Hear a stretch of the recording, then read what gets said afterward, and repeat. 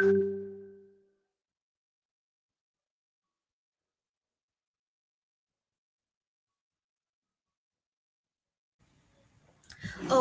karena aku lihat teman-teman juga udah pada nyalain kamera dan yang juga yang bergabung sudah banyak juga nih, sudah 73 orang.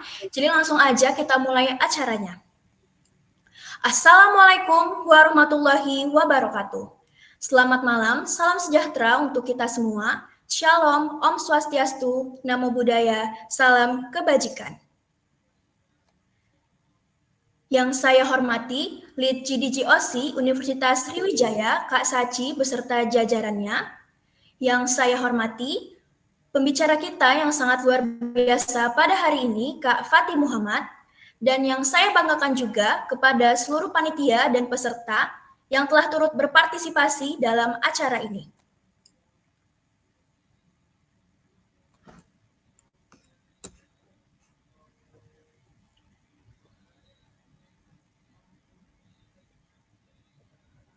Puji syukur kita panjatkan kehadirat Tuhan Yang Maha Esa, karena atas berkat dan rahmat-Nya lah pada hari ini, Jumat tanggal 12 September 2025, kita semua diberikan kesempatan untuk memulai rangkaian acara Shaping the World with Robotics 2025 dengan tema Genom, Gen Z Engineering Next Gen of Mechatronic Evolution, yang merupakan salah satu rangkaian acara dari GDGOC Universitas Sriwijaya pada tahun 2025.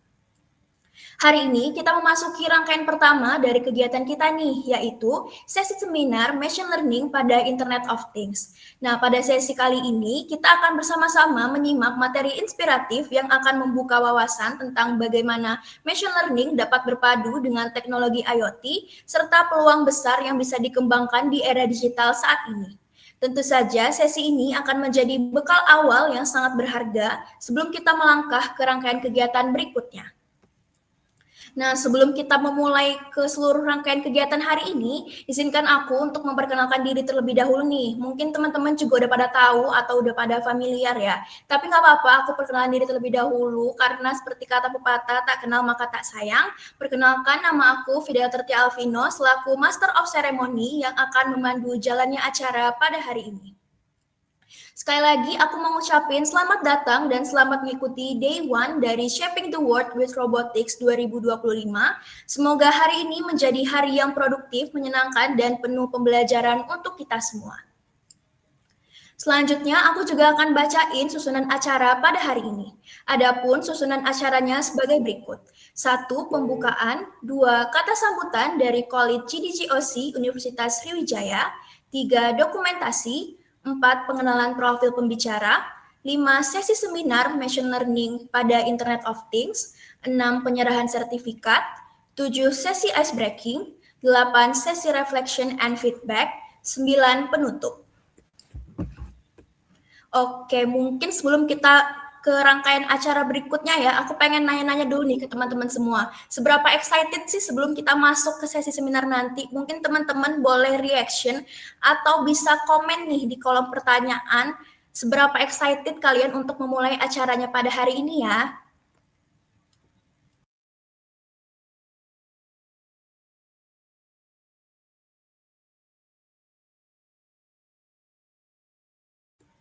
Wah, udah pada excited, gak sabar banget. Excited banget nih ya pastinya.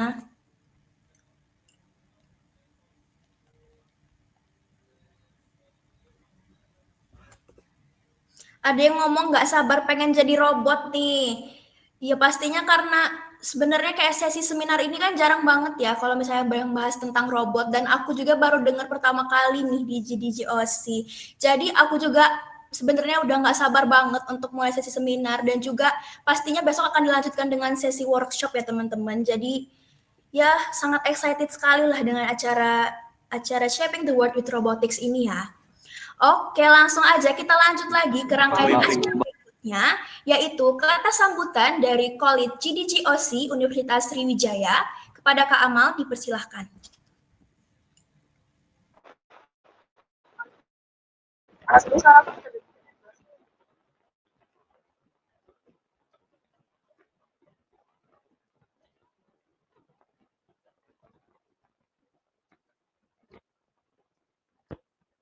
Halo guys, apakah terdengar suaraku?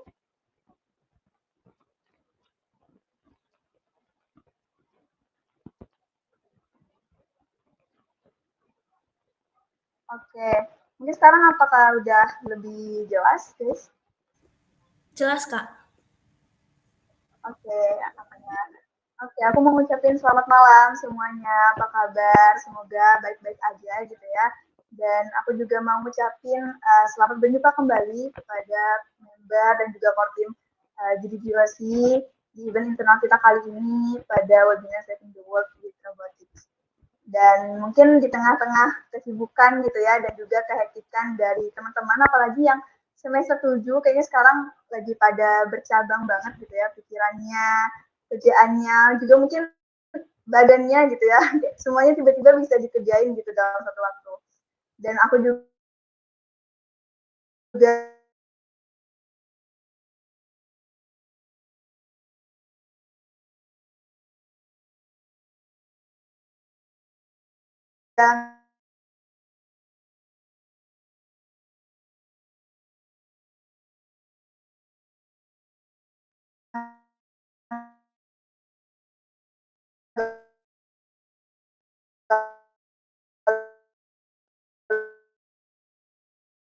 lupa mengucapkan terima kasih banyak kepada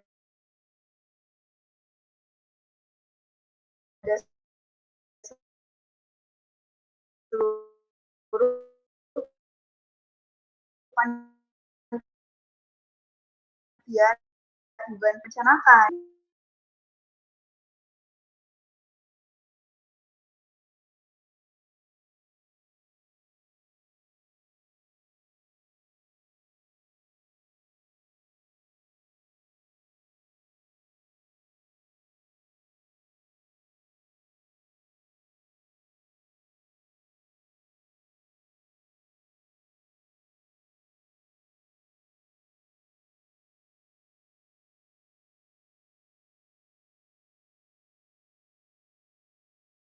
momen dan juga waktu ini dengan sebaik dan juga sebijak mungkin untuk menyimak dan juga bertanya atau diskusi gitu ya dengan pembicara kita kali ini. Dan kalau perlu kalian juga siapin note gitu buat catat bagian-bagian penting dari penjelasan dari Kak Fatih nantinya. Dan semoga event ini tuh benar-benar bisa jadi ruang belajar yang asik banget dan ngasih semangat juga buat kita semua dan intinya harapannya semuanya bisa semangat buat ikut event ini sampai akhir nanti dan juga untuk beberapa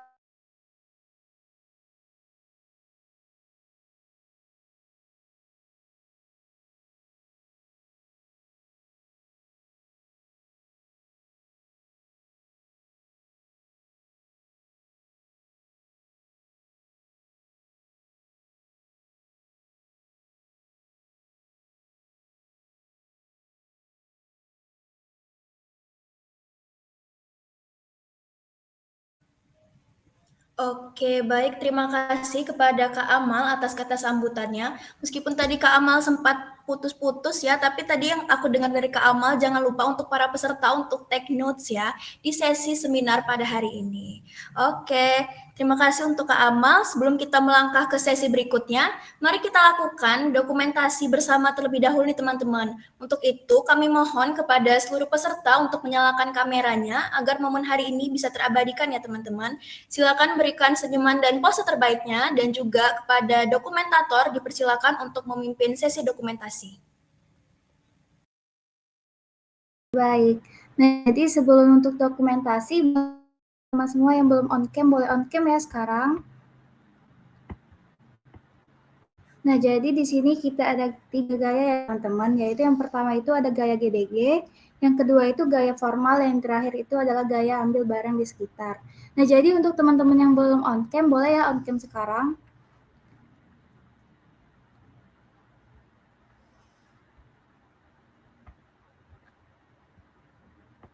Oke, boleh nih yang lain on cam juga.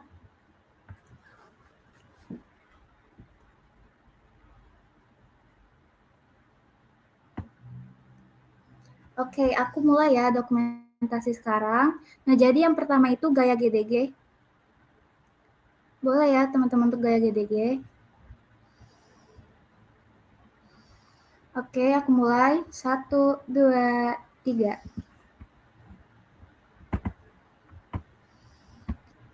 Oke, next gaya yaitu gaya formal. Gaya formal ya teman-teman. Oke. 1, 2, 3. Nah, boleh ya les gaya yaitu ambil barang di sekitar kalian.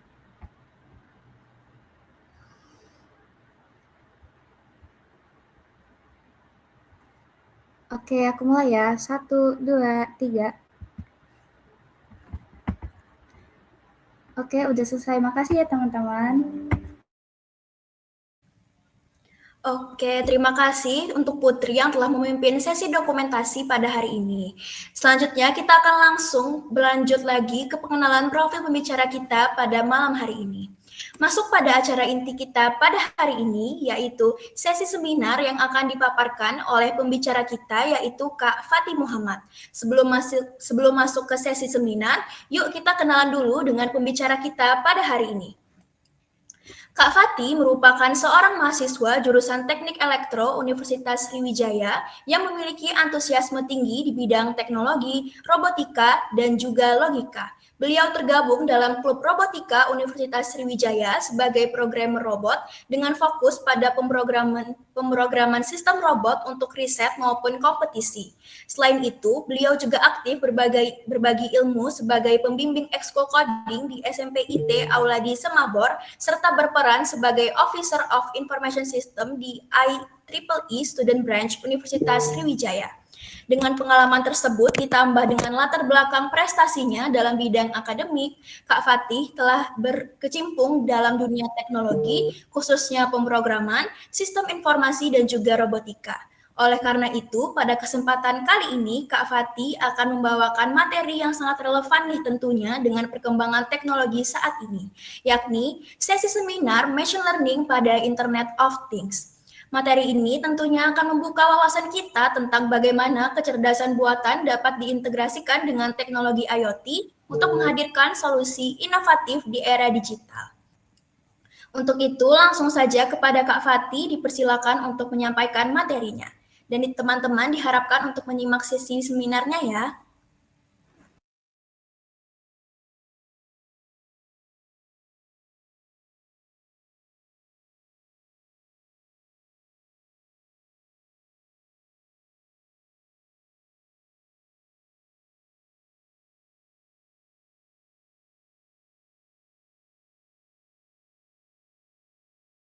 Oke. Assalamualaikum warahmatullahi wabarakatuh. Di sini saya akan memberikan presentasi mengenai machine learning dalam robotik harusnya. Kayak tadilah, saya sebenarnya dari Universitas Sriwijaya, Teknik Elektro angkatan 2023. Saya di sini sudah menjadi klub robotik dari 2023. Oke. Kita tunggu dulu ini ya untuk share screen.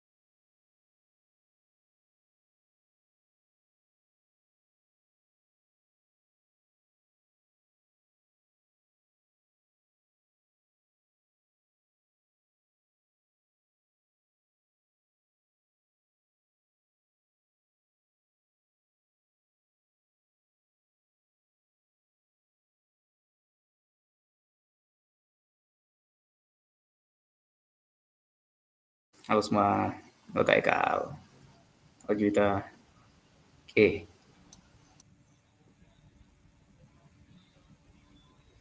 Halo Kak Fatih, sebelumnya Kak Fatih yang akan share screen sendiri kan ya Kak untuk materinya? oke. Jadi saya siapin dulu ya. Iya Kak. Oke, sebentar.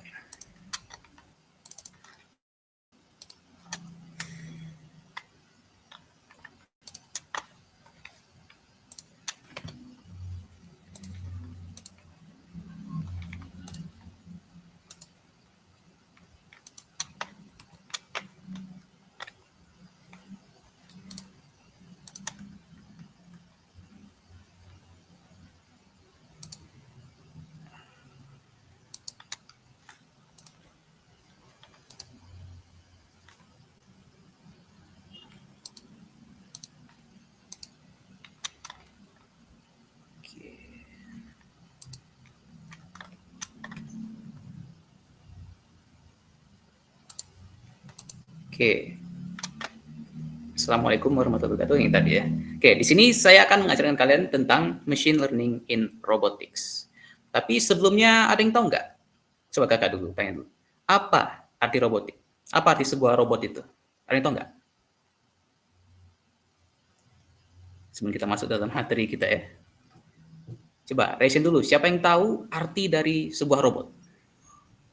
Nah, boleh nih teman-teman untuk yang tahu atau secara umum aja nih ya Kak, apa arti dari robot itu boleh langsung tulis aja di kolom komen ya.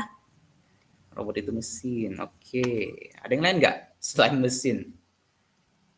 Oke.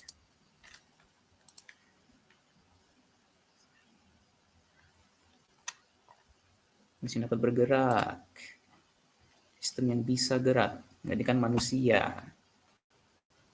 Ya, jawaban-jawaban ini cukup menarik ya. Mesin dapat beri perintah, hampir cukup bagus itu, Mas Dimas. Dapat bantu bekerja manusia. Oke, ini benar-benar semua ya jawabannya. Nah, jadi sebenarnya, coba saya lanjutin ya. Robot sebenarnya adalah sebuah mesin yang bisa adalah sebuah mesin yang bisa merasakan, memutuskan, dan bertindak. Jadi biasanya dalam sebuah sistem robot itu tuh ada 3 komponen utama, yaitu sensor, controller, dan aktuator. Nah, sama seperti tadinya, sensor itu bisa digunakan untuk merasa ya. Sensor kayak misalnya sensor suhu dalam sebuah AC. Nah, dia bisa merasakan suhu dari ruangannya dan dia bisa memberikan data. Data itu kita bisa gunakan untuk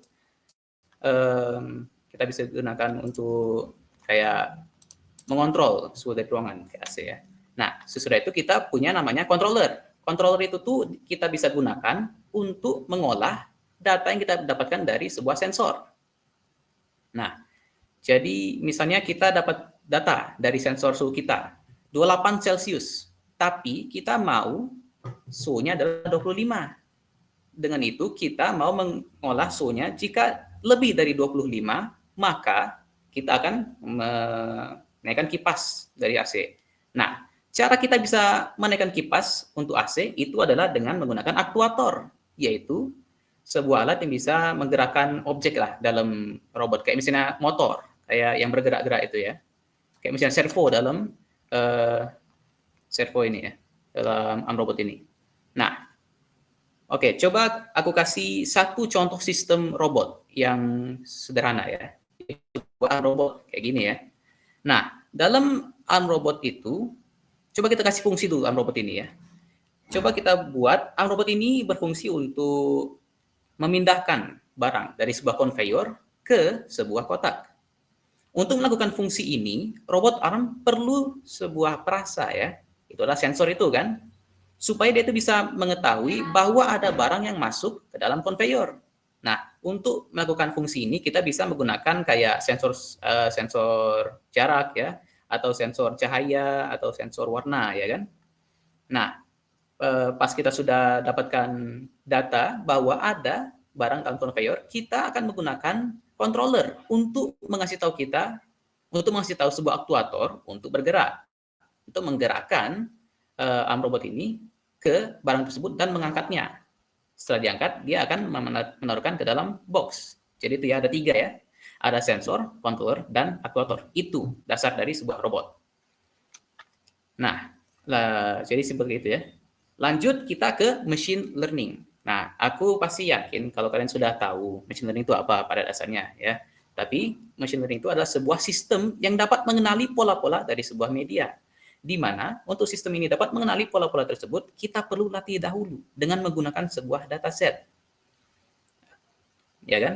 Oke. Ya, lanjut kita ke topik pembicaraan kita hari ini. Oke, yaitu pada machine learning dan robotika. Tapi kenapa? Kenapa kita perlu machine learning dalam robot ini? Coba, ada yang tahu nggak? Bisa jawab di kolom chat ya.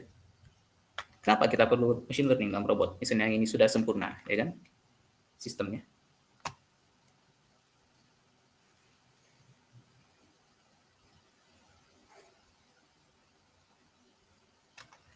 Ada yang bisa jawab nggak?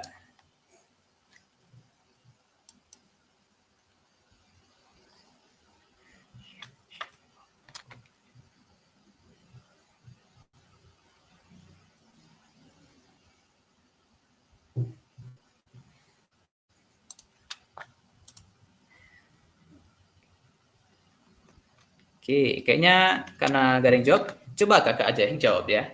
Nah, jadi dalam robot kita perlu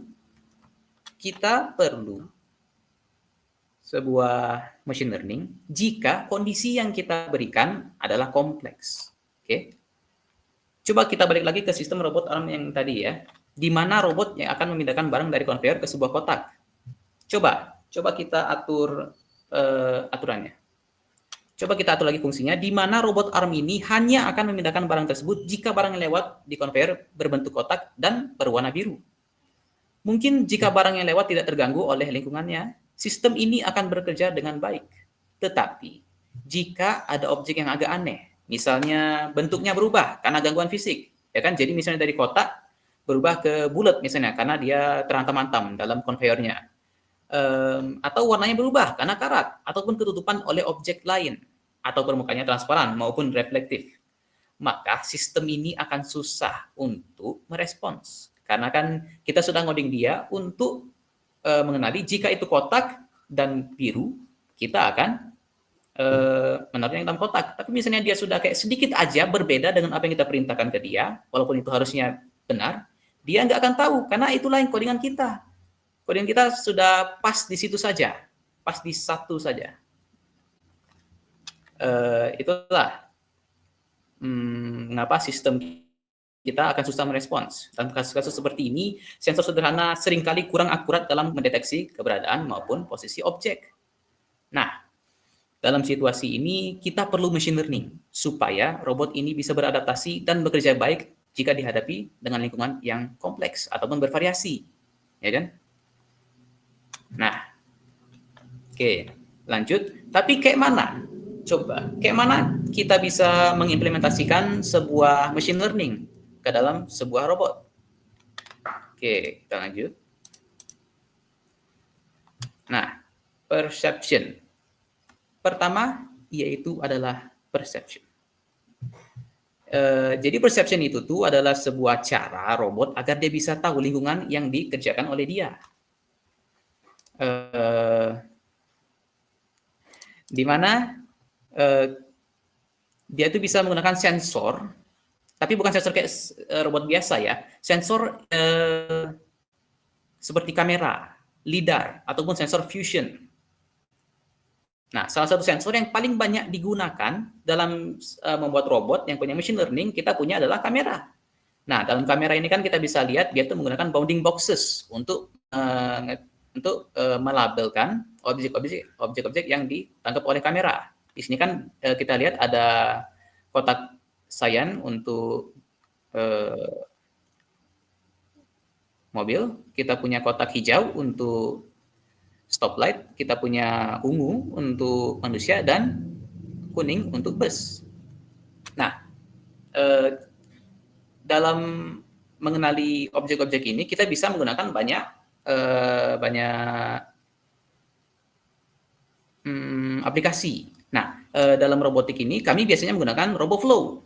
Kalian tinggal, jadi nanti kalian cuma tinggal drag and drop aja, gambarnya nanti bisa langsung di annotate aja gambarnya. Oke. Lanjut. Kita punya yang namanya decision making and control. Nah, pada saat sesudah kita sudah mengenali lingkungan dari robot kita perlu namanya decision making, yaitu kayak controller dalam robot kita ya. Nah, dalam decision making ini nih, robot harus menerapkan logika supaya robot bisa bergerak sesuai keinginan kita. Kita bisa melakukan ini dengan banyak cara, yaitu dengan menggunakan reinforcement learning, yaitu trial and error ya. Nah, reinforcement learning ini kita bisa gunakan dengan menjalankan robot kita aja. Dengan kayak jalanin aja ya, ngetes, berjalan dengan sendirinya. Jika kita bisa reinforcement learning ini dengan menilai aksi dari robot itu. Nah, jika penilaian ini mungkin perlu dilakukan berulang-ulang kali supaya hasil yang diberikan akan sempurna.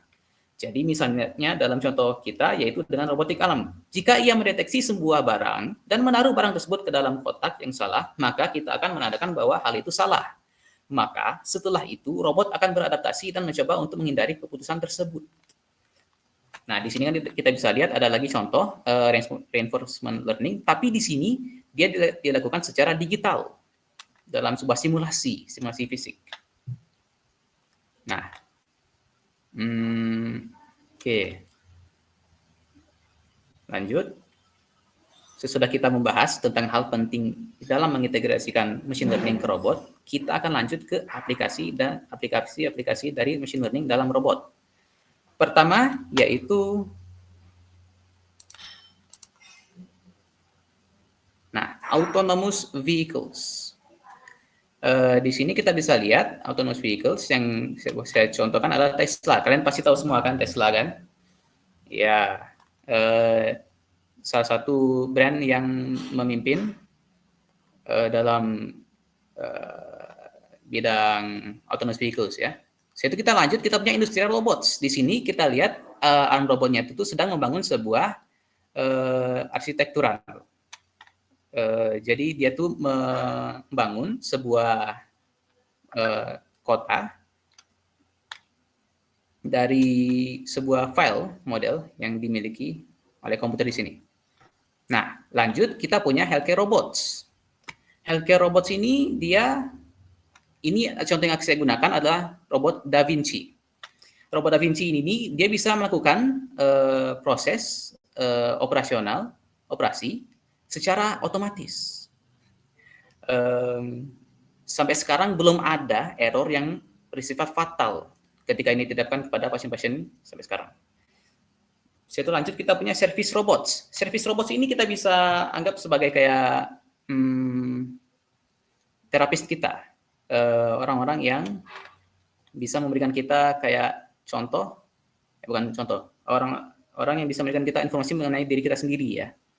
Misalnya kita suruh dia untuk ngambil air ketika kita haus, ataupun ketika dia ketika dia sudah merasakan bahwa kita agak sakit, dia akan menyuruh kita untuk mungkin rest sedikit ya, tidur sedikit. Nah, lanjut, kita punya challenges dan limitations-nya.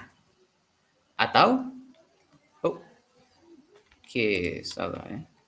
Sebentar.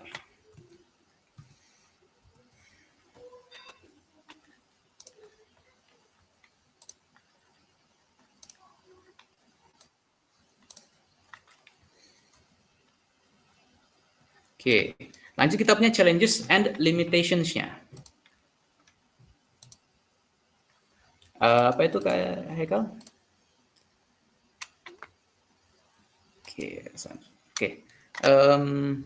Kita punya challenges and limitations-nya. Nah, di sini kita punya banyak banget challenges dan limitations. Kita punya tantangan dan kayak batasan-batasan yang dimiliki oleh robot itu ya. Oke, beberapa tantangan dan batasan yang dimiliki oleh robot-robot ini, yaitu pertama, data yang diperlukan. Nah, coba kita ambil contoh pada object detection dengan kamera ya. Kita memerlukan dataset dengan banyak gambar untuk bisa melatih sebuah model. Tetapi gambar yang kita gunakan tidak boleh sama. Kita butuh objek tersebut dalam kondisi-kondisi yang berbeda. Sebagai contoh, jika kita ingin mengenali gestur tangan, maka kita harus mengambil gambar tangan kita dalam berbagai kondisi, seperti tegak ke atas, ataupun terbalik, sedikit berputar, atau dengan warna kulit yang berbeda, ataupun juga bisa dengan besar tangan yang berbeda ya. Kedua, tantangan dan batas-batas yang dimiliki oleh robot yaitu keamanan. Nah, masalah ini biasanya adalah hasil dari dataset yang kurang bervariasi atau kurang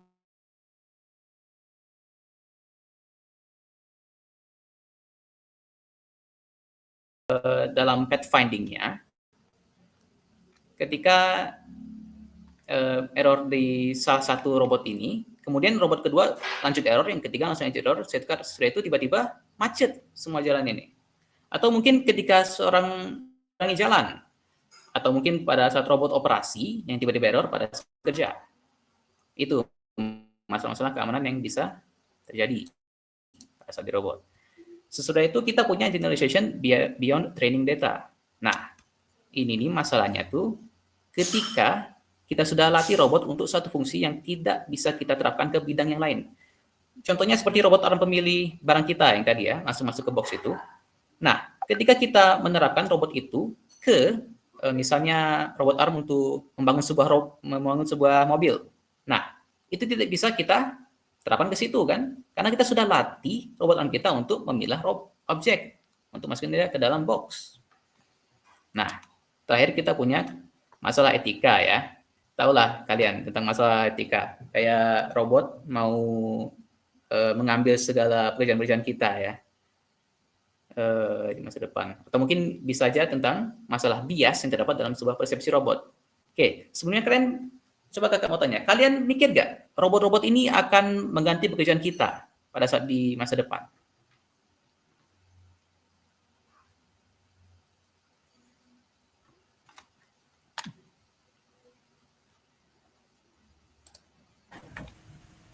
Nah, boleh dijawab nih teman-teman, apakah robot itu bakal gantiin pekerjaan kita ya, Kak? Iya nih, Kak, jawabannya dari teman-teman. Nah, ada yang bilang tidak. Nah, kenapa? Kenapa bilang tidak itu? Coba. Karena robot itu bisa mendukung produktivitas engineer. Sektor pengkir. Nah, ya benar ya, tidak sepenuhnya. Mungkin sebagai asisten aja ya. Karena tadilah, jika tidak ada yang mengontrol robot itu untuk bekerja, maka dia akan susah untuk menghindari error. Oke.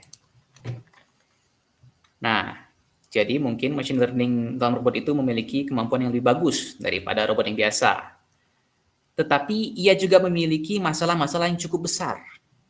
Tapi masalah inilah yang bisa menjadi sebuah kesempatan untuk kita bisa perbaiki. Jika di masa depan saat segala masalah dalam machine learning akan memiliki aplikasi yang lebih banyak dalam kehidupan kita. Oke, beberapa aplikasi yang bisa kita terapkan di masa depan, oke, itu seperti lifelong learning robots. Jadi, lifelong learning robots ini adalah sebuah robot yang bisa kita gunakan kayak seperti manusia lah. Manusia yang selalu belajar. Jadi setelah kita berikan dia dataset awalnya untuk selalu belajar, dia akan bergerak seperti biasa tanpa kita atur-atur dan dia akan selalu belajar tanpa bantuan kita. Kayak manusia ya. Lanjut kita punya efficient ML for mobile or edge devices. Di sini ada kemungkinan kita akan jika kita ingin membuat robot yang berukuran kecil dan kita ingin menerapkan fungsi machine learning yang kompleks, ya kan? Jadi kan machine learning itu kan kita perlu sebuah kayak elektronika yang sangat tinggi ya, kayak GPU yang paling tinggi. Tapi nggak mungkin itu bisa kita gunakan untuk hal-hal yang mobile, ya kan? Misalnya untuk drone ataupun untuk robot nano. Nah, mungkin di masa depan kita bisa menggunakan machine learning untuk robot-robot yang sekecil itu ya. Yaitu kita punya deeper human robot collaboration. Di mana kemungkinan kita akan melakukan hidup kita sehari-hari dengan sebagian besar darinya akan dibantu oleh robot. Kayak di gambar ini ya. Lanjut, kita punya generative AI. Sama aja sih kayak poin kedua, di mana kita mau robot kita itu general lah, umum, bisa digunakan dalam di mana saja. Jadi machine learning-nya itu dia tuh bisa lakukan segala fungsi yang bisa diterapkan oleh generative AI-nya dalam robot tersebut. Oke.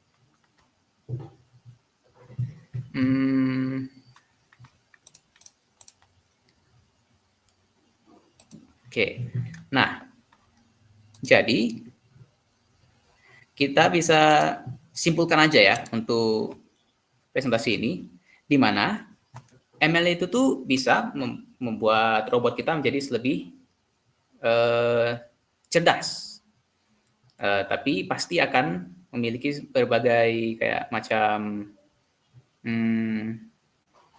tantangannya ya. So itu kita punya form rule-based robots to learning adaptive robots. Kayak tadilah reinforcement learning, di mana dia bisa berubah dari cuman dari pakai if else saja kita langsung jadi adaptif, langsung menggunakan reinforcement learning. Satu robotics dan machine learning akan mengextend human capabilities, di mana dia akan memberikan kemampuan lebih bagus untuk sebuah human. Nah, lanjut kakak mau coba untuk kayak ngetes sebuah demonstrasi ya, demonstrasi sebuah hasil dari machine learning. Oke, coba kakak share screen dulu. Tuh ini.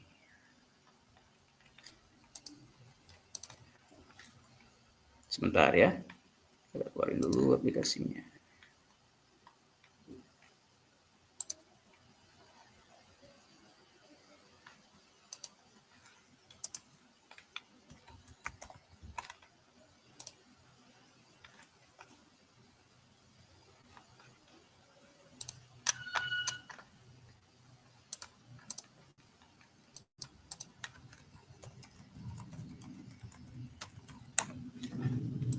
Sebentar.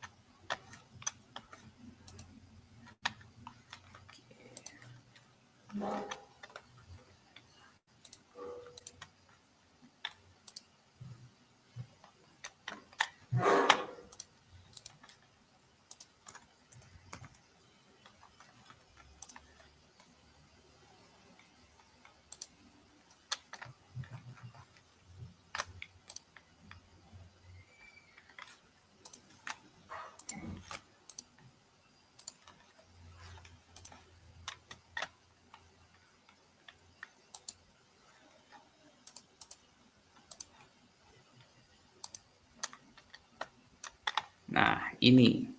Coba lihat dulu ini ya. Codingan yang dibuat untuk mengenali gestur sebuah tangan.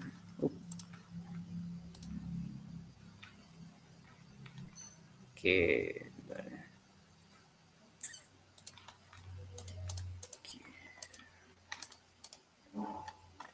Nah,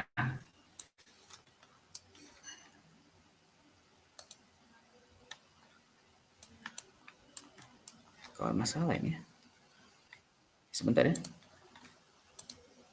Nah, oke. Di sini kita bisa lihat, aku menggunakan OpenCV2, library OpenCV2, dan menggunakan MediaPipe. MediaPipe ini adalah sebuah library, jadi koleksi beberapa model-model yang bisa kita gunakan untuk machine learning ataupun tugas machine learning. Kayak misalnya kita bisa membuat dia mencari kotak, dia ada MediaPipe. Tanpa kita harus ngetrain model kita sendiri. Dia sudah train sebelumnya.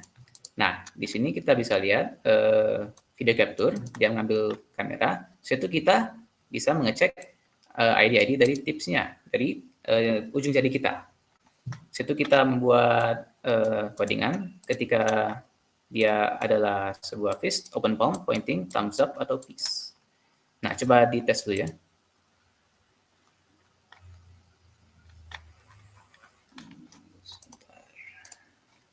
Oke, agak ada masalah sebentar ini. Sebentar.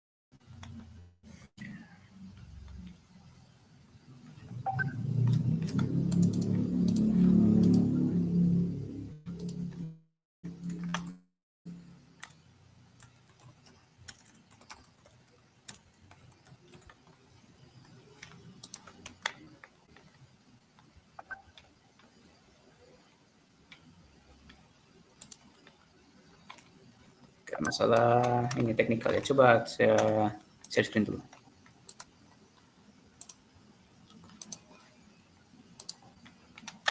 Nah, coba di sini kalian lihat, aku ada dataset atau sebuah model untuk mengenali sampah-sampah. Nah, ini kami gunakan dalam robot dan sebuah lomba robot, yaitu pada KRI 2025. Oke, Nah, bisa lihat ya, di sini kami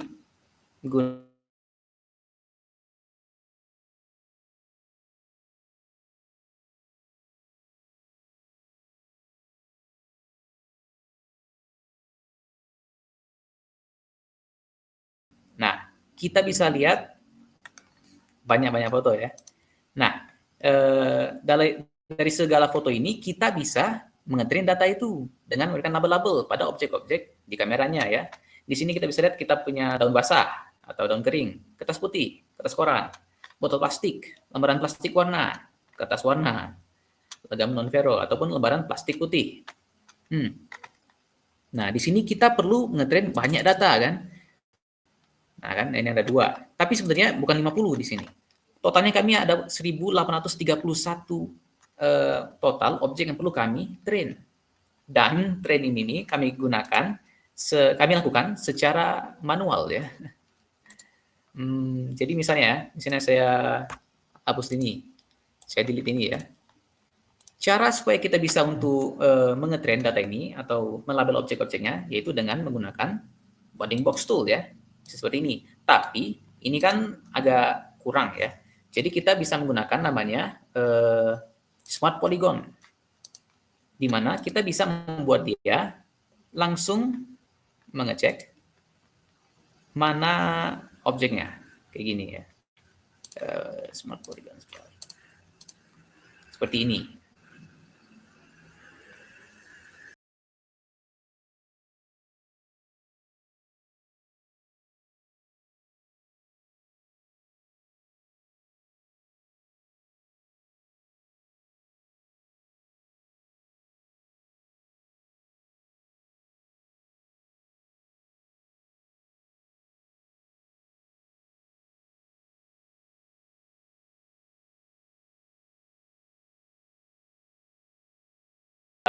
Machine learning itu ya perlu memerlukan banyak data dan data tersebut harus bervariasi, berbeda-beda mereka itu. Oke. Nah, sebentar ya.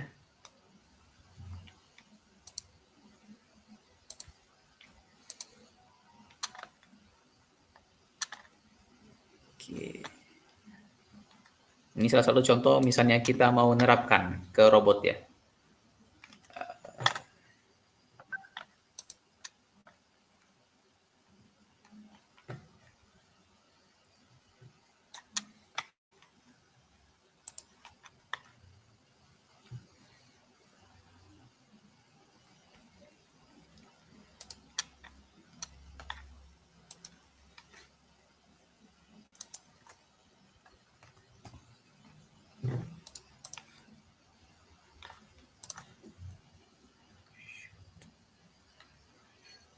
Sebentar.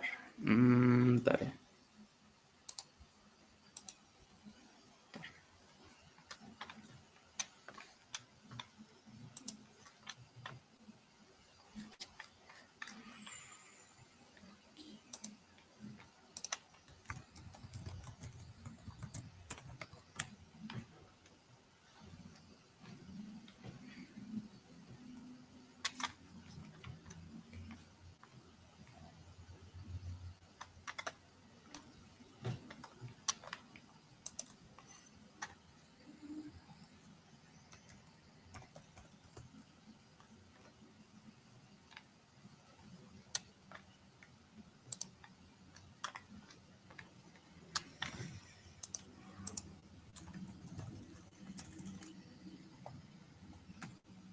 Oke, sebentar ya.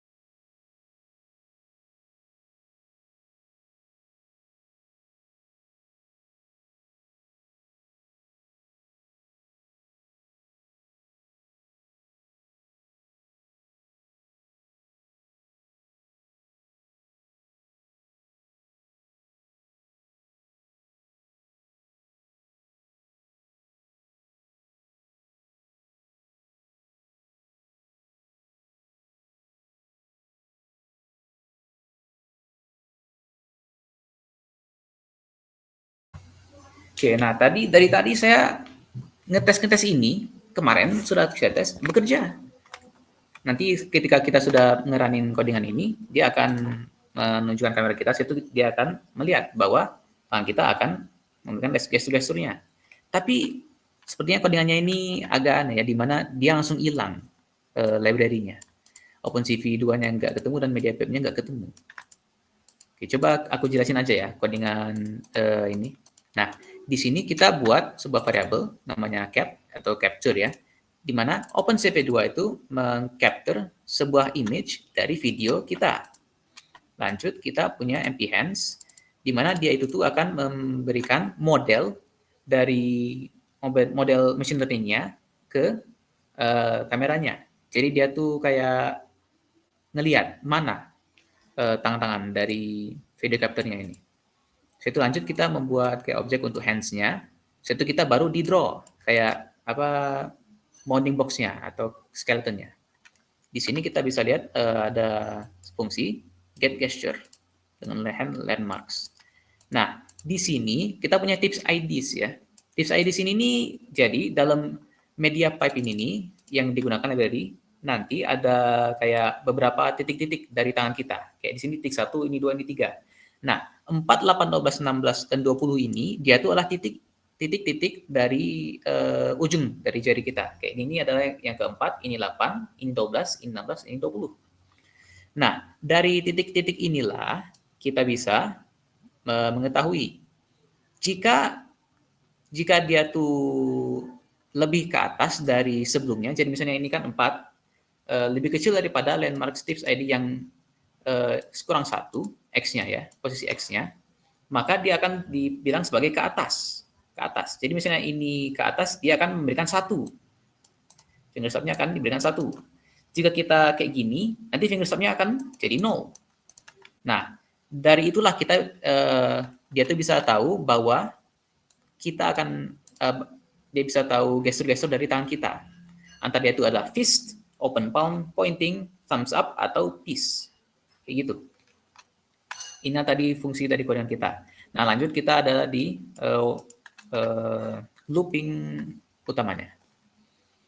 Nah, di sini kita bisa lihat jika sukses dia akan cap read, dan jika tidak dia akan break keluar dari loopnya.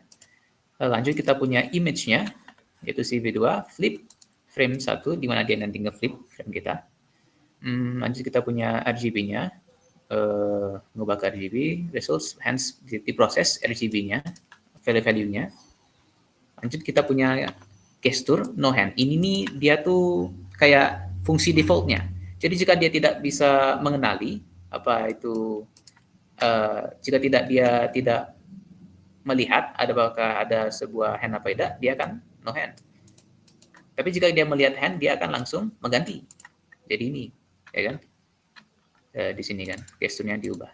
Nah, jika results multi-hand landmarks, artinya jika ada banyak landmarks yang ketemu oleh kameranya, maka dia akan ngulangin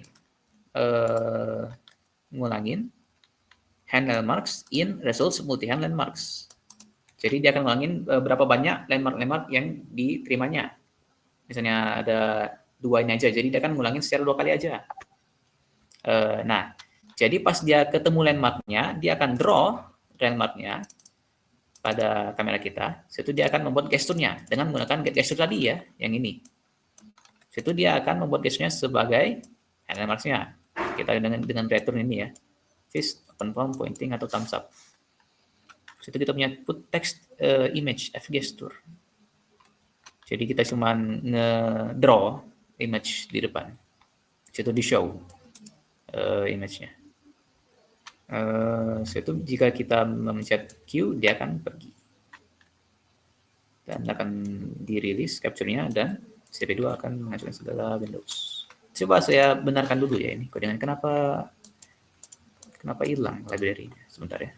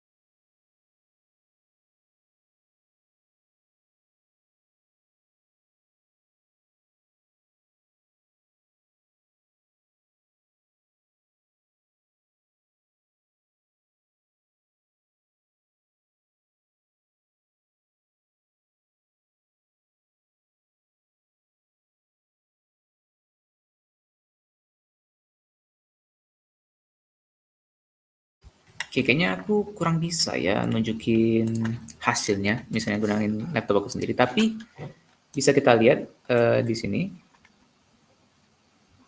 Bentar ya, saya share screen dulu ya.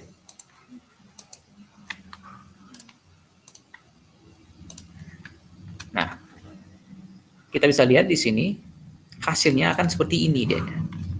Akan memberikan kayak skeleton ini, kerangka-kerangka dari tangan kita. Nah, inilah tips ID yang saya jelaskan tadi, ya. Di mana inilah tip yang kayak keempat, ini yang ke-8, satu tips ini yang kayak 12, 16, 20. Jadi jika posisi X dari dia akan lebih besar daripada posisi dari dia, maka dia akan dibilang sebagai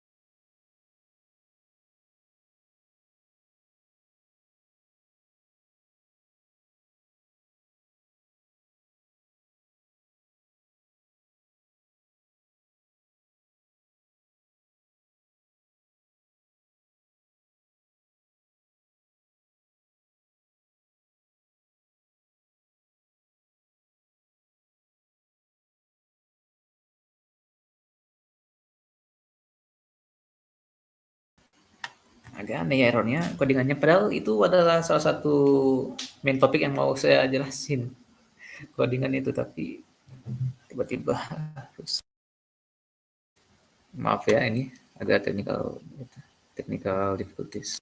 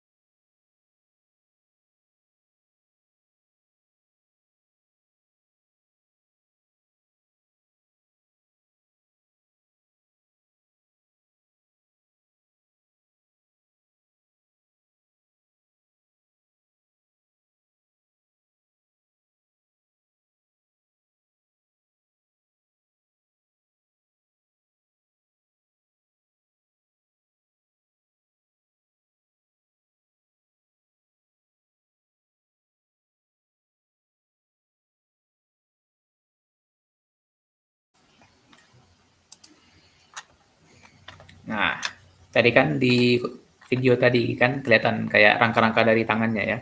Ada titik-titik juga kan. Nah, itulah tadi. Ada 20 titik totalnya. Setiap tangan, setiap jari itu punya 4 titik. Ya kan? Tadi ada 4. Itu untuk misalnya jempol. Kayak singkat aku itu jempol yang keempat itu. Jadi ada 1, kayak ada 1, 2, 3, 4. Nah, setelah itu di kompleksnya kan kayak tadi kan. Ketika yang ke 0 dari X itu lebih kecil daripada yang 0 minus 1, maka dia akan dibilang ke atas posisi X-nya ya kan. Jadi misalnya dia titik yang ini lebih ke atas dan ini lebih ke bawah, kita satu cek if itu, maka dia akan ditambahkan 1, append, menambahkan dalam sebuah ini. Dan jika tidak, dia akan jadikan 0. Setelah itu kita ulangin ini. Ulangin sebanyak 5 kali. 4 kali sebenarnya sih, range 1 sampai 5. Tapi di sini kita gunakan 2 karena jempol sama yang lain kan beda-beda ya. Jadi di sini kita menggunakan minus 2 untuk selain jempol, dan untuk jempol kita menggunakan minus 1. Nah, jadi kan bisa lihat di sini ketika yang pertama 1, dia akan menggunakan thumbs up karena yang pertama itu adalah kita menggunakan kita ngecek yang jempol dulu. Jadi jika titiknya jempol ke atas duluan, maka kita akan append 1 untuk thumbs up. Jadi yang lain 0 kan. Ketika semuanya sudah ketutup dan ini ke atas, dia akan mengira dia thumbs up. Nah, pointing kan dia menggunakan jari telunjuk. Dia akan menggunakan jari telunjuk jika jari telunjuknya naik, yang lain turun. Open palm yaitu ketika kita membuka tangan kita, semuanya satu. Fist ketika semuanya sudah ketutup. Yaitu fist ketika dia sudah dua, kayak di video tadi ya. Oke. Masih nggak bisa bekerja ya, OpenCV ini. Masih bisa bekerja.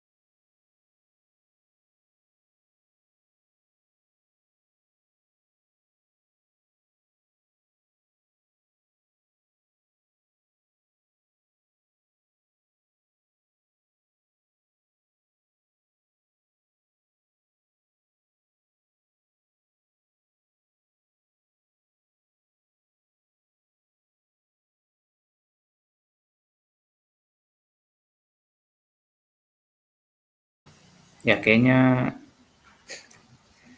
harusnya saya tuh tadi sudah demonstrasi kayak kita nge-train RoboFlow sendiri, kita ngeluarin modelnya, kita langsung deploy modelnya, kita tes di Visual Studio Code itu, tapi terkendala ya, library-nya hilang. Harusnya kita bisa langsung dalamin itu ya, kita ngetes sendiri. Tapi ya, karena terkendala itu mungkin untuk sekarang itu saja yang bisa saya sampaikan untuk hari ini. Tapi untuk hari ini aja ya, karena besok akan ada demonstrasi secara fisik oleh si Nabil ya. Dan saya jamin akan lebih bagus daripada hari ini. Karena ada masalah di dia. Oke, Kak. Sebelumnya aku mau ngucapin juga terima kasih banyak untuk Kak Fatih. Tadi juga udah sangat keren menyampaikan materinya dan juga tadi Kak Fatih juga udah membahas beberapa tentang codingannya dan juga tentang dataset ya tadi Kak. Nah, mungkin karena tadi Kak Fatih sudah menyampaikan materinya, kita langsung aja lanjut nih Kak ke sesi Q&A. Nah, di sini aku akan kasih kesempatan untuk 3 penanya tercepat untuk yang ingin bertanya ke Kak Fatih langsung atau masih kepo-kepo mengenai dunia robotika atau materi yang disampaikan oleh Kak Fatih tadi, boleh langsung untuk bertanya melalui kolom chat atau langsung on mic dan raise hand ya teman-teman. Jangan lupa untuk menyebutkan nama dan juga asal divisinya.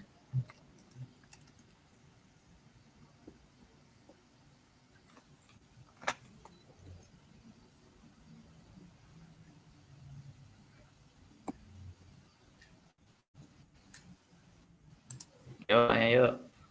Mungkin untuk materi saya kurang, tapi misalnya mau tanya-tanya tentang robot, tentang machine learning, maju, tanya aja.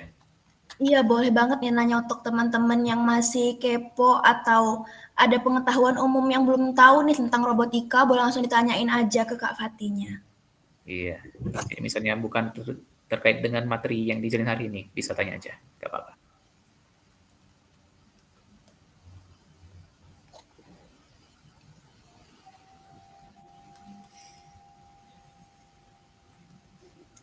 Oke, boleh nih untuk Ilma untuk langsung bertanya ke Kak Fatih.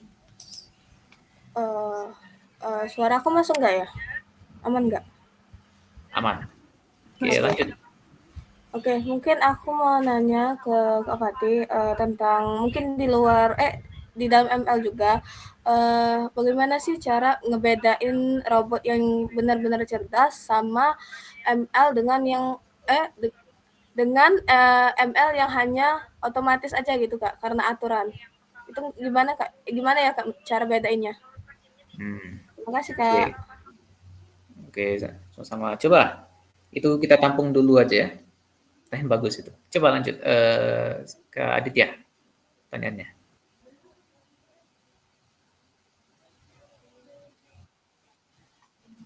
Aman, kedengaran.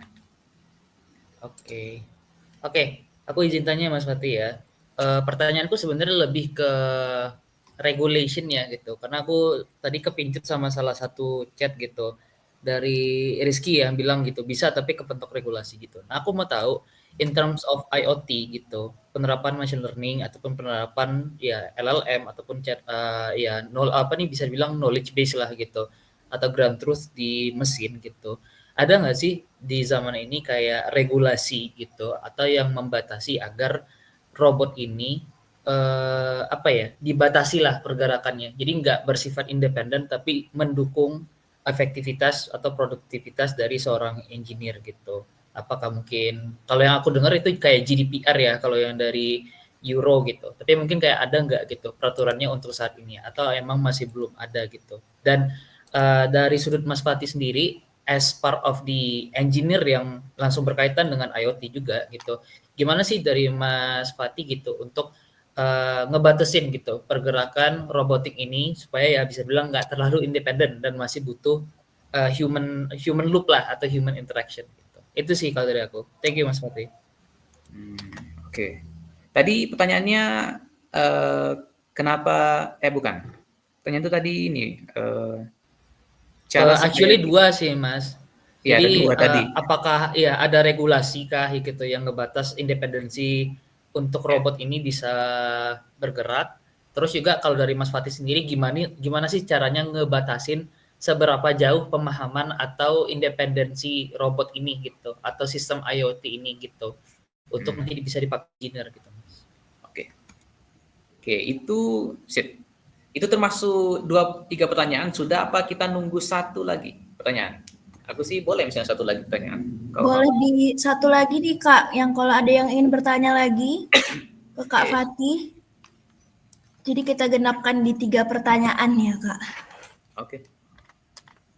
Ayo nih teman-teman yang masih malu-malu untuk on mic atau bisa juga langsung melalui chat nih teman-teman.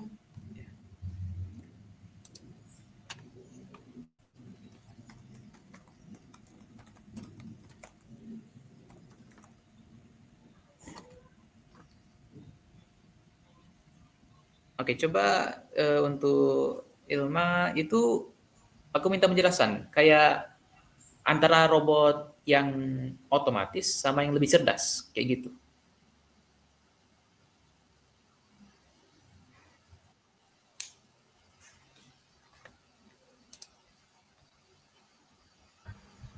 Ya. Sorry Kak, suaranya putus-putus. Oh, putus-putus ya, maaf. Jadi kayak tadi pertanyaan itu tuh antara robot yang cerdas banget dengan robot yang biasa aja, yang kayak otomatis. Dengan kayak rule yang terikat kayak gitu. Iya benar Kak. Oke. Oke, coba untuk pertanyaan itu jawaban dari aku. Cara kita bisa perbedaan itu tuh dengan misalnya dengan contoh yang tadi ya dari materi itu. Kita punya arm robot. Misalnya kita nyuruh dia untuk kayak mengambil barang yang kotak dan berwarna biru. Misalnya dalam sebuah robot yang otomatis saja, terikat oleh codingan saja, if else saja, dia hanya akan mengambil yang kotak sama biru, ya kan?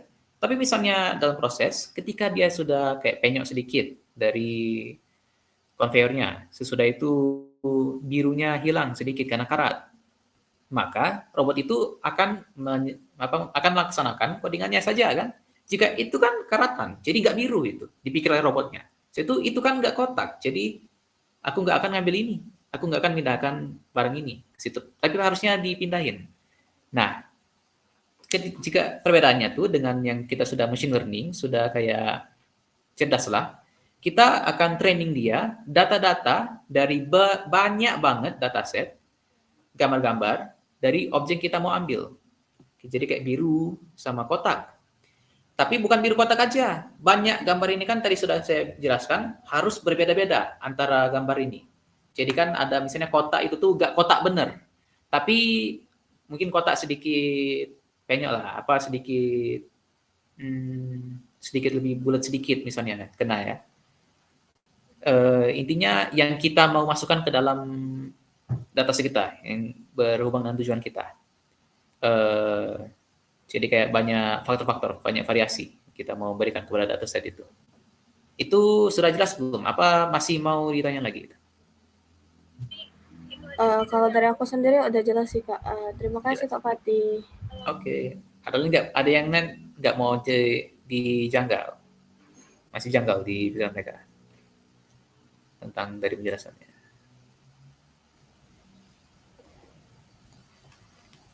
Mungkin kalau belum ada, boleh langsung dijawab dulu aja, Kak, pertanyaan dari Kak Adit tadi.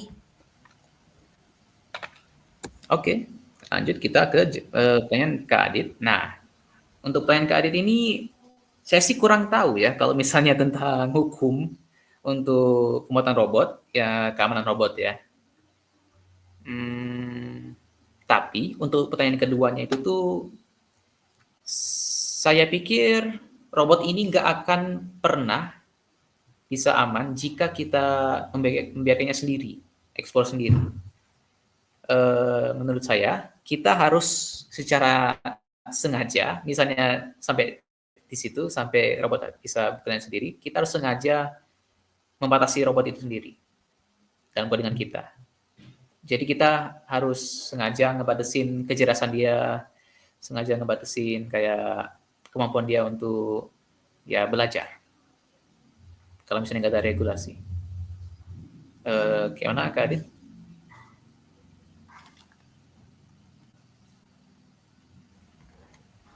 Oke, kalau so far dari aku aman sih ya. Berarti balik lagi gimana kita nge-utilize data gitu ya. Dan juga yang ngebatasin penggunaan data tuh ke modelnya. Sip sih, really get it. Thank you so much Mas Fatih.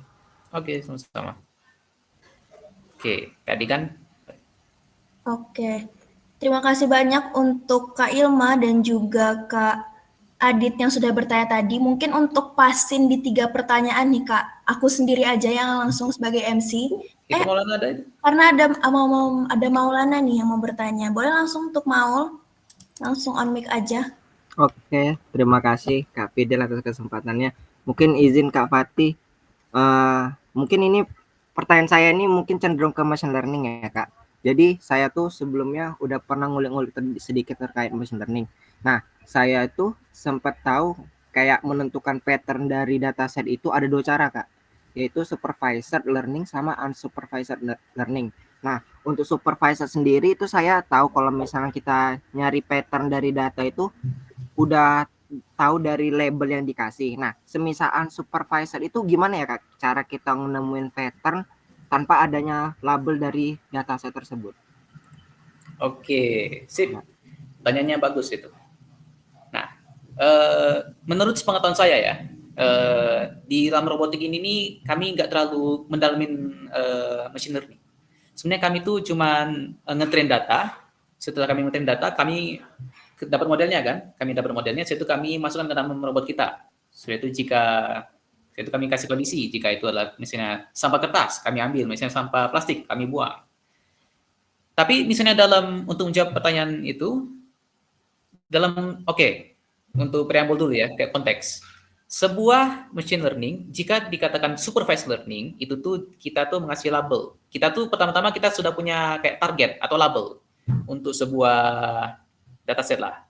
Jadi ketika kita memilah, kayak di RoboFlow itu kan kita sudah kasih kan label yang kayak tadi, sampah plastik, sampah kertas, sampah itu namanya supervised learning. Tapi unsupervised learning itu tuh kebalikannya, kita nggak ada label, nggak ada target. Jadi dia tuh murni hanya mengelompokkan data-data ini dengan kesamaan fitur. Fitur, coba misalnya kita kasih contoh. Angka. Angka. Misalnya huruf 1. Fiturnya apa? Fiturnya itu adalah sebuah huruf, sebuah garis vertikal dan horizontal sedikit. Itu fiturnya. Misalnya 2, dia ada sedikit lengkungan, yaitu dia ada garis horizontal. Jika kita menyuruh, kita mau buat sebuah robot membedakan antara kedua ini, tapi kita tidak ngasih label itu untuk melatihnya. Jadi robot itu akan memisah antara kedua, misalnya kita kasih 50 gambar, 25 gambarnya itu adalah huruf 1, 25 gambarnya lain adalah huruf 2. Nah, robot ini akan memisah antara kedua itu berdasarkan kesamaannya, kesamaan cirinya. Pas dia sudah dipisah kedua-duanya, terserah kita antara mau ngasih label atau tidak ngasih label. Baru kita bisa mengolah datanya dan langsung diaktuatorkan jika kita mau. Gimana? Sudah jawab belum pertanyaannya? Jadi itu tuh menyesuaikan dari kemiripan dari ini ya Kak, yang robot itu deteksi ya? Iya, berdasarkan kemiripan dari fitur-fiturnya. Oke, oke, baik. Sudah cukup jelas, makasih. Oke, sama-sama. Oke, terima kasih untuk Maul yang juga sudah bertanya nih. Karena sudah genap 3 pertanyaan ya Kak, kita cukupkan sampai di sini untuk sesi tanya jawabnya. Dan juga aku juga mengucapkan terima kasih untuk teman-teman yang sudah antusias untuk bertanya. Dan juga mengucapkan terima kasih kepada Kak Fatih atas jawabannya. Semoga makin menambah wawasan kita semua dan tentunya kita semakin bertambah lagi wawasan kita ya. Selanjutnya, kita akan memasuki acara penyerahan sertifikat secara simbolis sebagai bentuk ucapan terima kasih dari GDGOC Universitas Sriwijaya kepada Kak Fatih sebagai pembicara kita pada hari ini yang akan diwakilkan oleh Kak Sachi sebagai lead GDGOC Universitas Sriwijaya. Kepada panitia dokumentator, kami persilakan untuk langsung mengarahkan.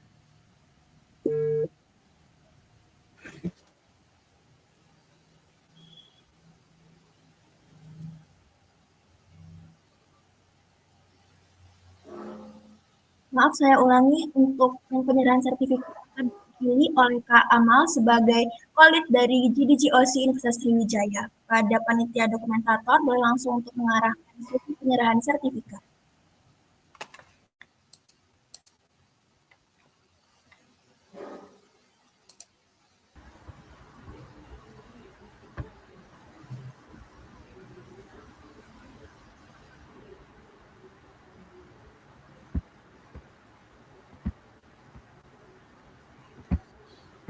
Oke, jadi boleh langsung dokumentasi ya. 1, 2, 3. Oke, terima kasih.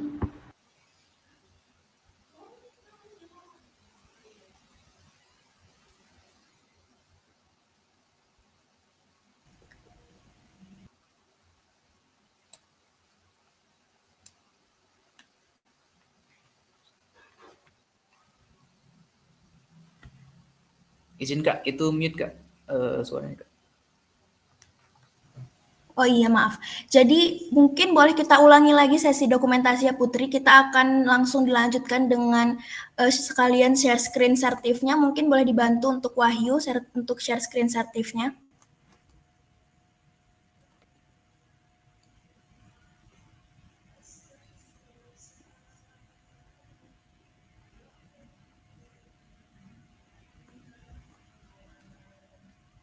Oke, langsung saja kepada panitia dokumentasi.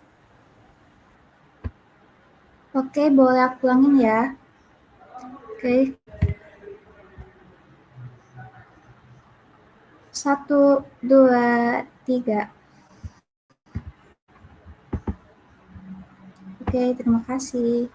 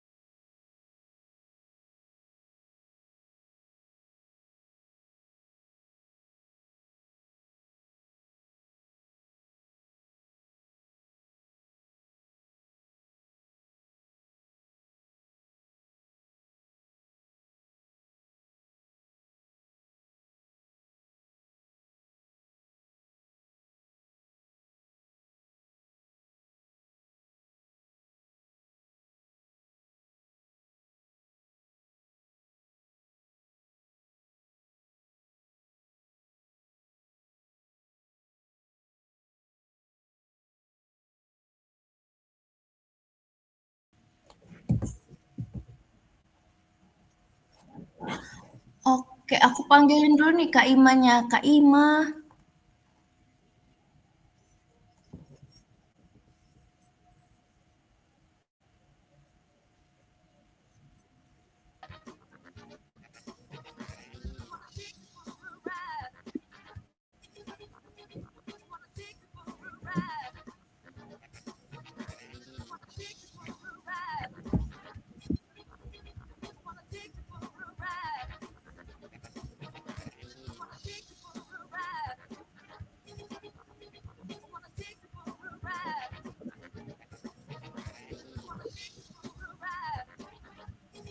Oke, jadi langsung aja kayaknya karena Kak Ima ada kesalahan teknis sedikit, kita langsung aja mulai ke permainan word puzzle. Tadi aku udah membacakan sedikit clue-nya ya teman-teman. Jadi nanti akan ada kata-kata rahasia yang harus ditebak dari clue yang diberikan. Kata-katanya tuh berupa alfabet dan untuk teman-teman bisa meramaikan kira-kira jawabnya tuh dari kolom chat ya.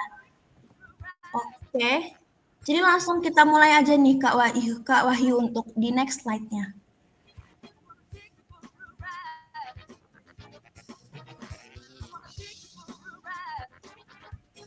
Oke, teman-teman udah pada siap semua belum nih? Jadi yang di babak pertama kita akan masuk ke easy round yang terdiri dari 6 letter word. Jadi teman-teman siap-siap untuk menebak dan juga meramaikan di kolom chat ya. Langsung lanjut lagi ke slide selanjutnya Kak Wahyu. Oke, jadi ada clue-nya panjang nih teman-teman dan terdiri dari 6 kata yaitu E, G, M, N, I, W. Nah, jadi teman-teman kira-kira apa nih ya di round 1 ini? Kayaknya ini kata-kata yang lagi, nah udah ada yang jawab nih, mewing, mewing, mewing. Ada yang jawab nih. mewing. Kayak kemudahan ya di round pertama ini pada bisa tebak semua. Kira-kira apa nih jawabannya nih? Kira-kira apa nih Kak Ima ya jawabannya ya? Apa ya jawabannya? Oh, ada yang jawab miweng nih dari Kak Adit. Aduh. Newim, ada yang Bisa Newim langsung dikasih tahu aja nggak nih? Langsung Kak aja Wahyu Kak jawabannya Wahyu apa? dikasih tahu jawabannya. Mewing. Jadi bener ya teman-teman jawabannya tuh mewing tuh. Tunjukin nih nggak Kak Ima ya? Pose mewingnya tuh gimana tuh? Aduh, mungkin gini. Oke, Jadi yang jawabannya bener nanti di akhir pose mewing, mau nggak nih teman-teman? Iya, kita dokumentasi bareng pose mewing nih ya.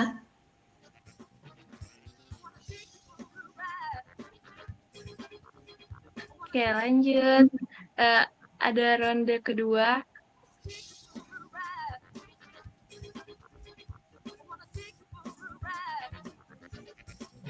Nah, kayaknya ini buat anak Fasilkom tuh makanan sehari-hari, bener nggak sih, Kak Fidela? Onci. Aku masih berpikir nih Kak Ima, apa makanan sehari-hari anak Fasilkom ya? Oh, kayaknya Apa ya? anak Fasilkom familiar semua pasti ya. Iya, Kalau masih ada yang bener salah banget. nih, patut diragukan ya Kak Ima, keaslian anak Fasilkom ya. Risol, ada yang jawab risol katsu. Kayaknya yang Nasi. kayaknya karena kebanyakan beli jajanan yang di luar, yang di kampus Fasilkom itu ya Kak Ima, ada risol mayo sama cirek. Mungkin lapar ya kali ya. Bener gak sih? Karena udah malam-malam nih. Boleh di-spill aja nih Kak Wahyu apa jawabannya?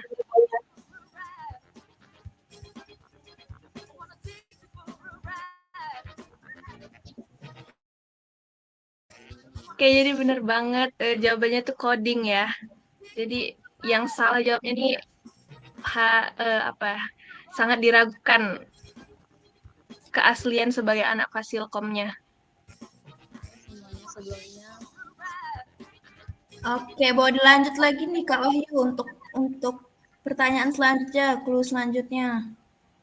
Ini Mas udah average round ya, udah tinggi sesinya, tapi terdiri dari 6 letter word juga.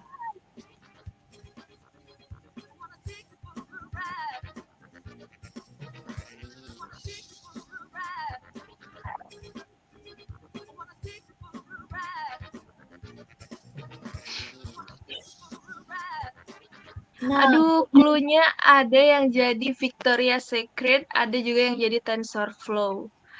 Aduh, parah sih kalau anak ML nggak bisa jawab.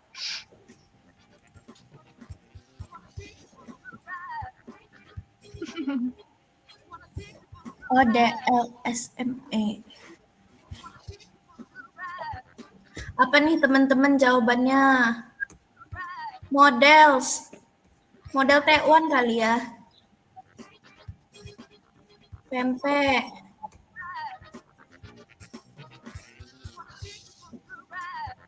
Aduh, kok dari tadi jawabannya nih makanan terus ya. Iya lapar ini kayaknya Kak Ima Ini karena belum makan kita ini. lapar kali ya.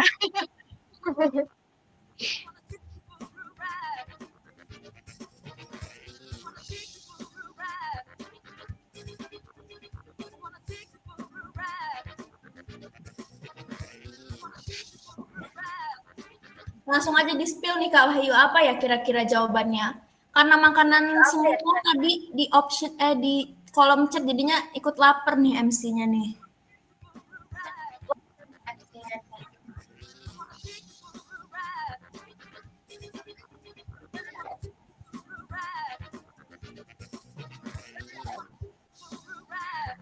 Oke, next slide Wahyu.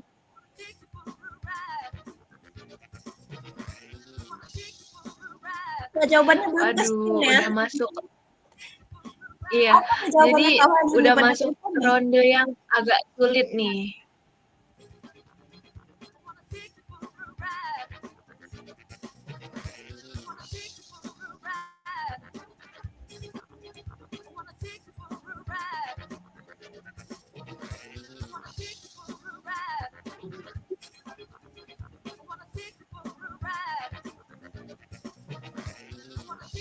Nah, di round 4 ini ada clue-nya komponen yang digunakan untuk membaca garis hitam putih pada lintasan.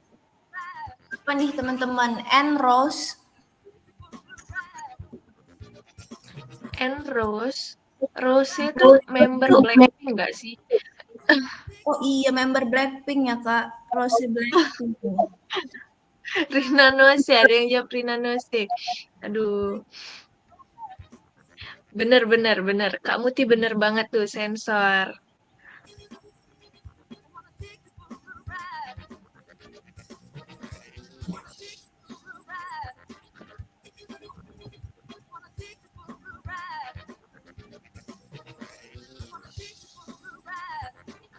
Nah, udah masuk ke super hard round nih Kak Ima.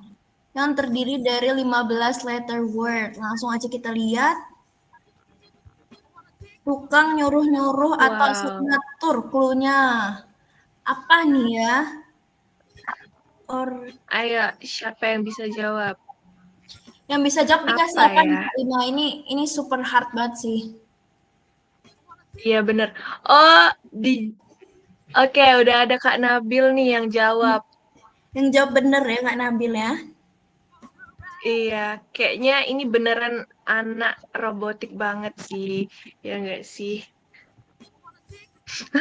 Mandor, oke. Nyuri, oh, Mr. O, apa tuh Kak? Apa tuh Miss O ya? Offside katanya. Ada yang nyontek nih, si Radit nih. Nyalin jawaban. Ada jamnya juga ya Kak? Ada jamnya juga. Oke, karena udah ke spill tadi microcontroller, bisa langsung aja di spill juga nih jawabannya Kak Wahyu.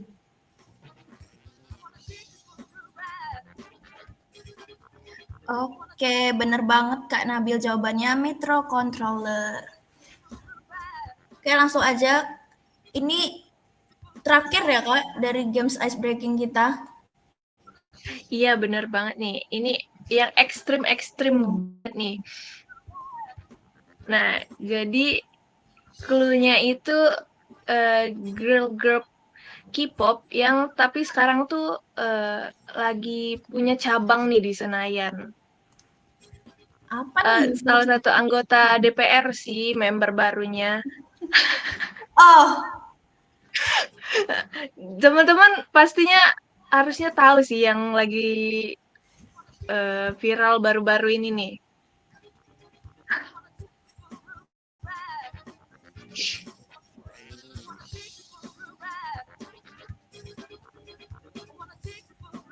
Tujuh 17+8 nih Kak.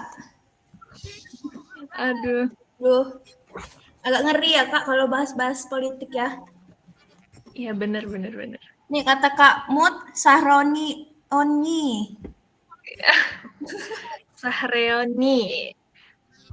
Om Agus. Aduh, siapa tuh Kak Om Agus?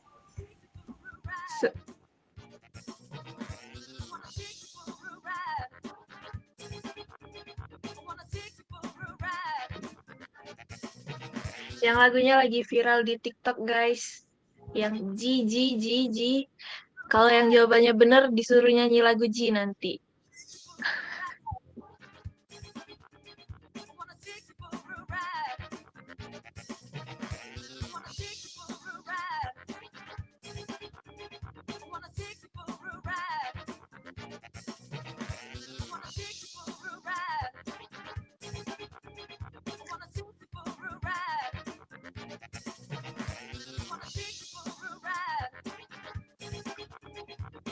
Oke, jadi siapa nih yang benar jawabannya?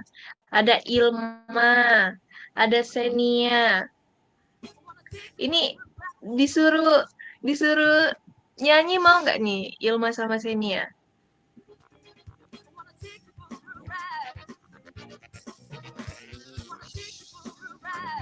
Ternyata jawaban yang benernya Girls' Generation ya Kak. Yang jawab Sahroni Oni tadi.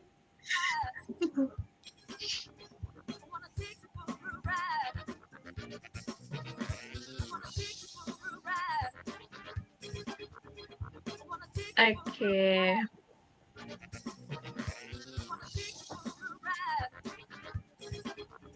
Oke.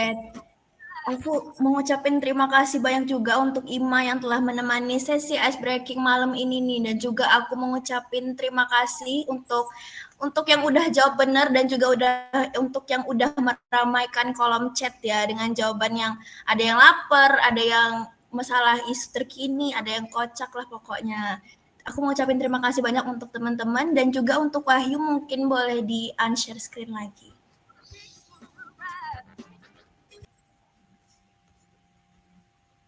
Oke, gimana nih teman-teman setelah selesai melakukan sesi ice breaking kali ini, menurut kalian seru banget atau gimana nih? Boleh untuk reactionnya di kolom komen, gimana reactionnya mengenai sesi ice breaking kita kali ini?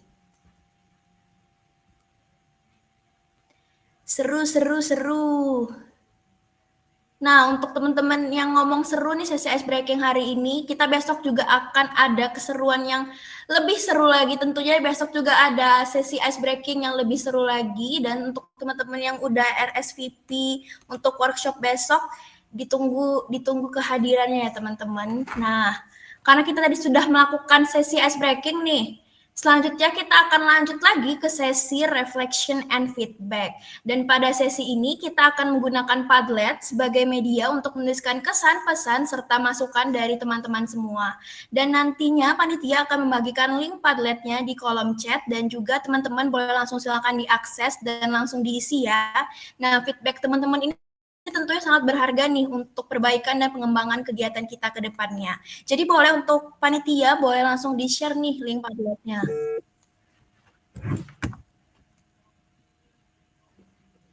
Nah, udah dikirim sama Kak Zalfa untuk link Padletnya. Teman-teman bisa langsung ngisi aja di feedback formnya, di feedback GDG Robotics. Dan juga aku mau mengingatkan kembali untuk teman-teman bahwa attendance formnya juga udah dicantumkan oleh panitia di kolom chat. Jadi teman-teman kami ingatkan kepada seluruh peserta untuk mengisi link absensi yang ada di kolom chat ya. Jangan sampai teman-teman yang udah ngikutin sesi dari awal tadi lupa untuk absen nih. Jadi sekali lagi aku ingetin untuk teman-teman jangan lupa untuk absen dan mengisi link Padletnya. Nih, udah di-share juga sama Kak Wahyu untuk Padletnya nih. Teman-teman boleh langsung isi dengan menuliskan kesan, pesan, serta masukan teman-teman untuk kegiatan kita pada hari ini nih.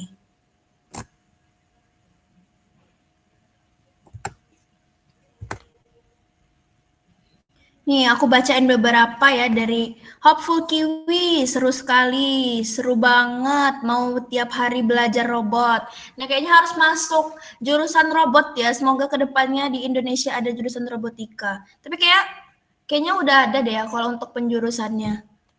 Seru sekali. Nah, untuk teman-teman boleh langsung nih dikasih saran, masukan, atau reaction teman-teman mengenai acara kita pada hari ini nih.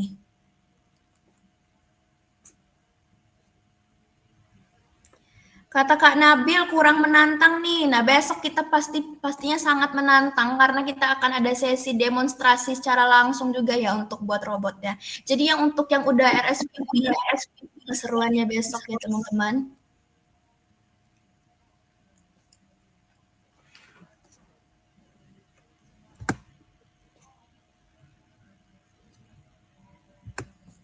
Mana lagi nih Kak Wahyu untuk link Padlet-nya, untuk share screen Padlet-nya?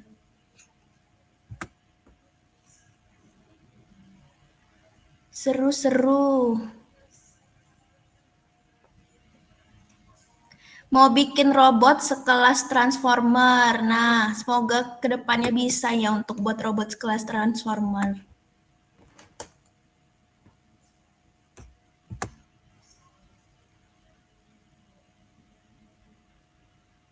Nggak sabar lagi untuk bangun robot besok, Kak. Nah, iya teman-teman. Jadi teman-teman harus tidur nyenyak pada malam hari ini. Jadi besok bisa maksimal nih untuk mengikuti workshop robotiknya.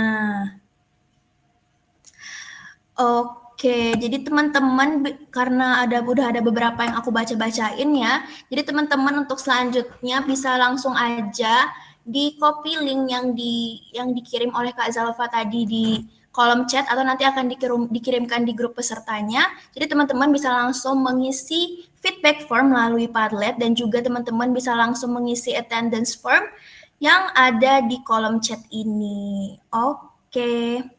Dengan berakhirnya sesi reflection and feedback tadi, tidak terasa kita sudah berada di penghujung acara pada hari ini nih.